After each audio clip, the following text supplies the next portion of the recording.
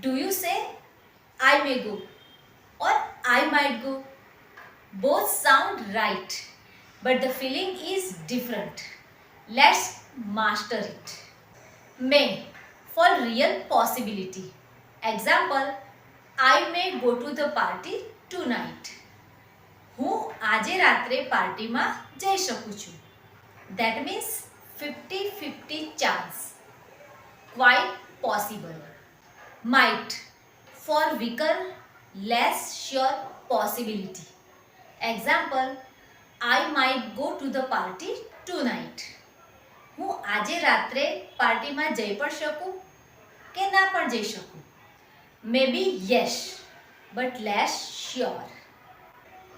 Polite use of may. May I come in? હું અંદર આવી શકું?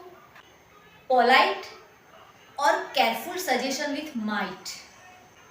You might want to check it again. તું ઈચ્છે તો ફરી ચેક કરી શકે.